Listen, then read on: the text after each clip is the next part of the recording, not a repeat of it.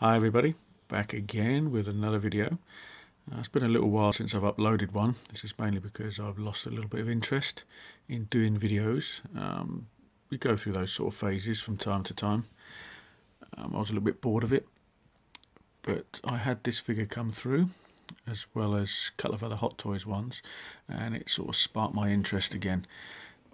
This is the Sideshow version of Deadpool. This is the comic book version of him. And Hot Toys are releasing the film version, so depending on what look you want, that will decide whether you go for this one or the film version. I've got them both because I love the film and I love the comic book version. So what I'm going to do is just give you a really close-up look of the figure, hopefully as much detail as possible, provided the camera stays in focus, and show you his accessories. So before we move on to the figure itself, we'll have a look at some of his accessories.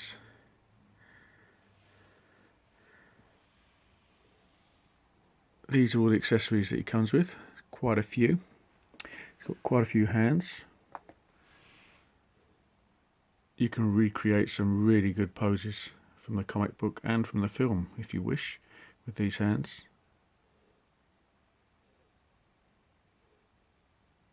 She's got the OK hand.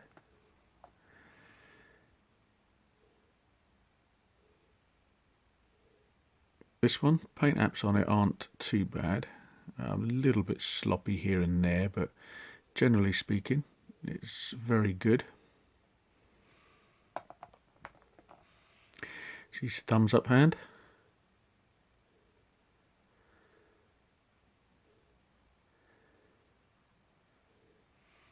So if you want to give him that goofy sort of look, you can. This hand is, I would say, used for either supporting the gun when he's got it in his hand or for holding one of his bombs.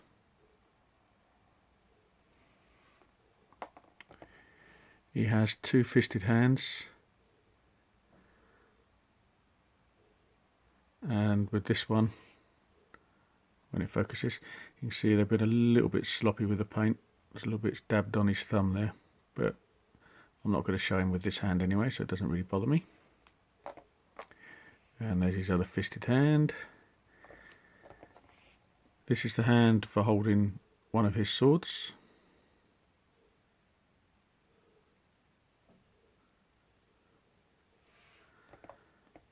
And a trigger hand for his gun.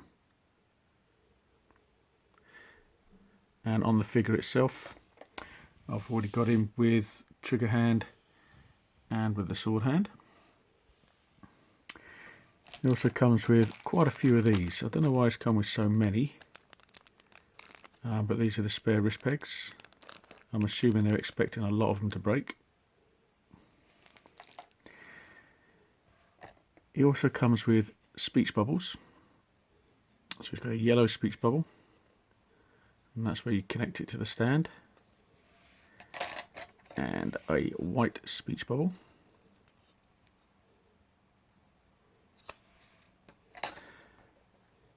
These are the varying stands that you use to hold the speech bubbles and the extra head, which I'll show you in a sec. So you've got three different ones there, and you put it into the stand at the back. You'll see that when we have a look at the figure. This is the head that you put on one of those poles in the stand.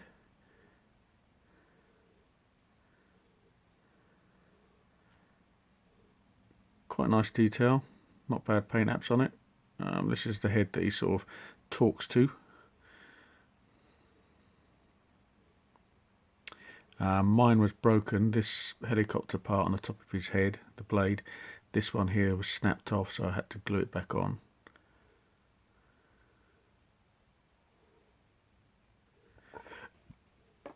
He also comes with this rather large gun.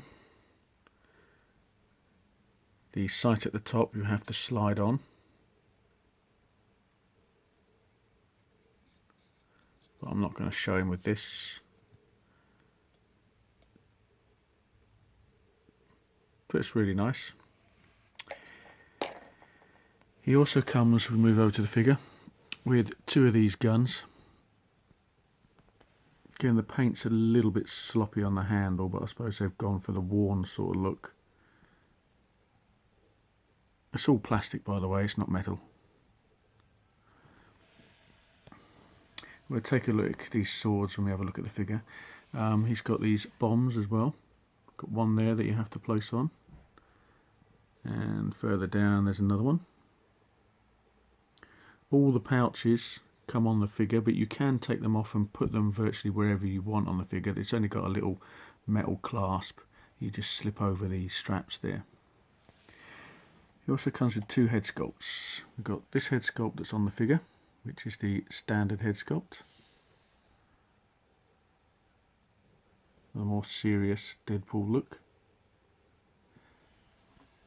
And if you want to go for the comic book look, he's got this one, where his face is slightly screwed up to one side. I will put this on the figure later so you can have a look at this on the figure itself. This head sculpt is slightly different, is the top bit, it sticks out a bit at the back here. Whereas on this one, it's all smooth and round. But as I say, I will put this on the figure a bit later on, just to give you that little look of what it's like. The Hot Toys version only comes with one head sculpt, but you can change the eyes. You take the black bit of the eyes out to give you the different expressions. So it'd be interesting to see how that is, in how it looks in the flesh. But so Sideshow have given you the two different head sculpts.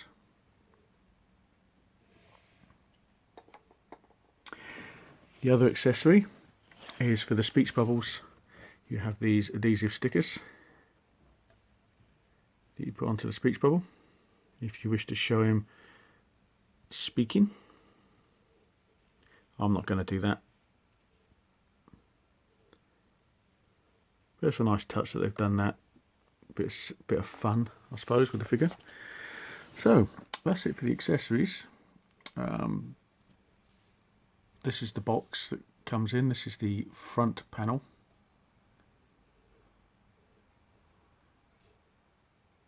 It's an exclusive version. Behind him is like a target board. That's the inner sleeve cover. And this is the back of the box. You can recreate this pose if you wish, because you've got the equipment to do it. So let's move on to the figure itself. I will put him on the turntable in a minute so you can have a better look round the back of him. But it's a really nice looking figure, this. I've had a few Sideshow figures in the past, and I can safely say that this is the best 1/6 scale figure, in my opinion, that they've done. There's a lot of people out there who collect a lot of Sideshow figures. Tell me what you think. This is the stand that he comes with. It's just a normal crutch stand.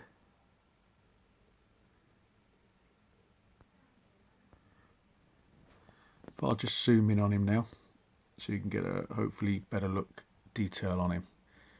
And then I'll put him on the turntable and we'll have a look round the back of him.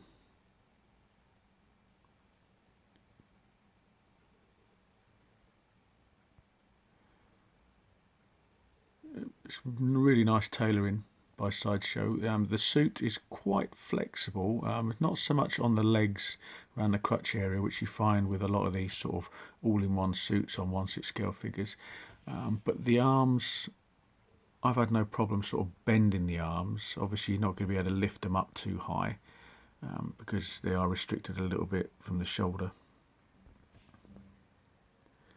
Nice sort of weathered look on this figure as well.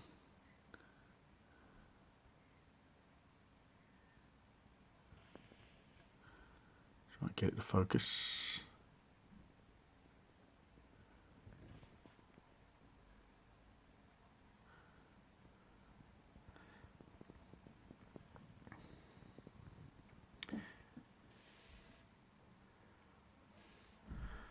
Okay, I'll put a pause in here, and when we come back I'll have him on the turntable and we'll take a look at his swords and round the back of him as well. Okay, just spin him round to the back. Have a look at sort of a side-on slight view of the head. Very similar sort of sculpt to the G.I. Joe figures that had the masked faces. But everything on him is plastic, apart from the clips on the pouches and on the bomb. They are made of metal. Now if we have a look at the katana, it is metal as well, which is really nice. So he has two of these.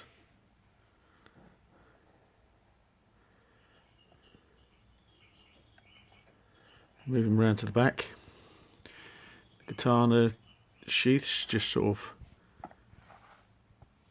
clip on to the back there. Would have been nice if you could have crossed them, but you can't.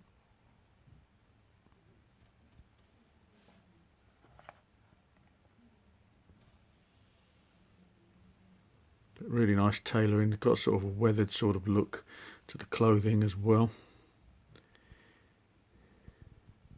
Here is where you put the little poles for the speech bubbles and for the head that he talks to. Just put them in there.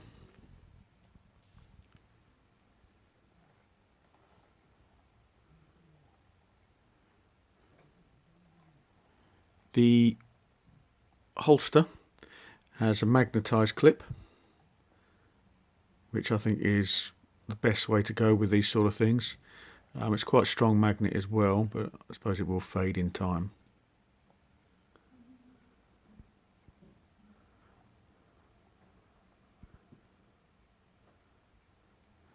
But yeah, that's a sort of a brief sort of look around the figure. I don't normally do single figure reviews anymore, but this figure just warranted a sort of video on its own. Really, it is that good. I'm really impressed with this figure.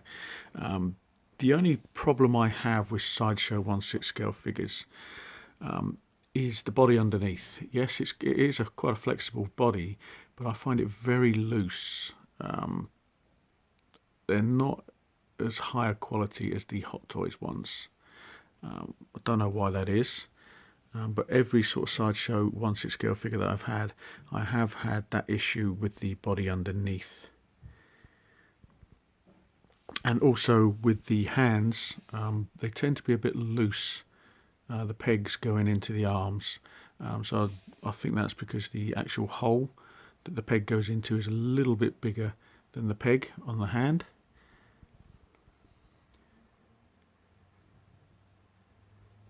But other than that, fantastic. So what I'll do now is I'll put a pause in and we'll swap the heads over so you can see what the other head looks like on this figure. Okay, here we have him with the second head sculpt on. Very easy to pull on and off. I'll show you after I've done this what the head peg looks like. But yeah, it's quite a nice look with that on. So I'm not sure if I'll show him with this head or not. I haven't decided yet. I haven't really got the pose that I want yet. This is just a very quick pose that I put on. I wanted to show you him with the gun in his hand, how it fits, and the katana as well.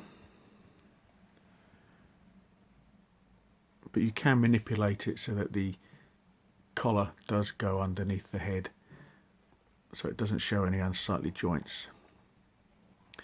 So I've given you a close-up view of the front, so I'll just zoom in and we'll have a look at a more detailed close-up view of the back.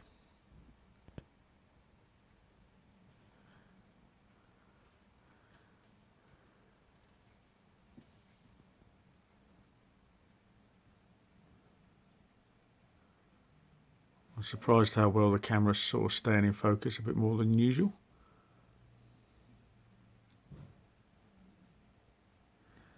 But you can see all the sort of weathered sort of paintwork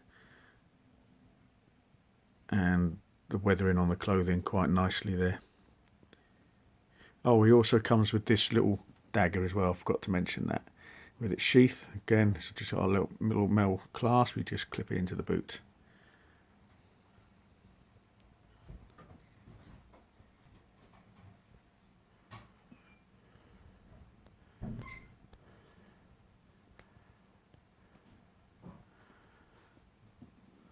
So yeah, there you go. I'll just put a pause in now, put him back in his original stance, and finish off this video.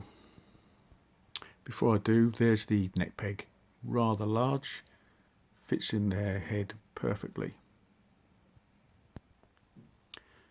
So yeah, there you go. Sideshow's Deadpool, comic book version. I know it's only February, but unless they come up with something absolutely mind-blowingly brilliant, I would say that this is going to be Sideshow's figure of the year, without a doubt. They are getting better and better at doing their figures. And this figure is, I can't emphasize it enough, it really is an absolutely fantastic looking figure. If you like Deadpool, you will not be disappointed with this figure. Just an inkling, but I would say that this figure is going to shoot up in price because it's going to be highly sought after. So if you're thinking about getting it, get it now while they're still readily available and at a lowish price. I mean, this is lower than, just about lower than a Hot Toys figure. From the pictures that I've seen of the Hot Toys one, this has got more accessories to it. Yes, the Hot Toys one's got the interchangeable eyes to give you the different look, but that doesn't really bother me too much. This figure, you know, if I couldn't afford the two of them, out of the two, this would be the one that I would go for. But as I say, I have got the film version one on order, and when that comes through I would do a comparison between the two, although you can't really compare them because, to say, one is a film version, one is a comic book version. But it'd be nice to see them side by side to see the huge differences between the two. But I cannot emphasize enough, I know I keep repeating it, but this figure is brilliant. It's one of my favorites now in my collection. I don't buy many Sideshow 1/6 scale figures, and the ones that I have bought in the past I have resold on. I don't think I've got any left now actually. This is the only Sideshow 1/6 scale figure that I have in my collection, and I couldn't be happier with it. It really is unbelievable. So there you go. It's my latest video. I say I did have two more figures that came with this on the same day. It's two Hot Toys figures from Age of Ultron. It's the Vision and Scarlet Witch. So expect a video on those pretty soon. I've finally got my Ed 209 put together, and he's in a Detolf. I'll just give you a quick flash of him, if the camera will allow it.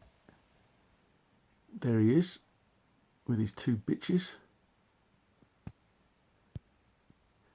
And just below, just about make it out, is the Vision, and there's Scarlet Witch over on the left there, very in darkness. But as I say, I will do a video on those later. I've got quite a few figures up for sale as well. I needed some money because I've got some big festivals coming up, rock festivals. I've got Metal Female Voice Fest in Belgium in October, and I've also got 70,000 tons in America in February, so I needed a little bit of money for those, so I've had to sell all my Star Wars 1/6 scale figures.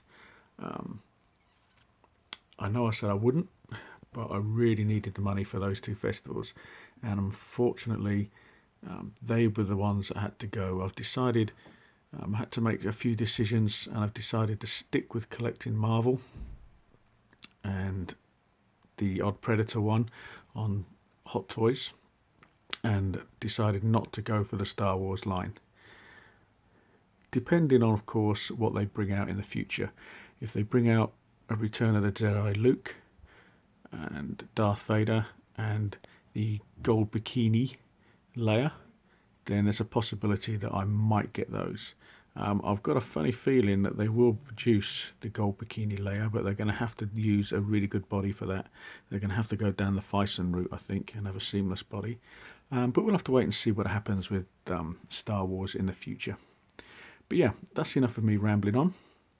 Until my next video, not sure what it's going to be. As I say, it could be an update on my Avengers figures. So until then, as always, thanks for watching.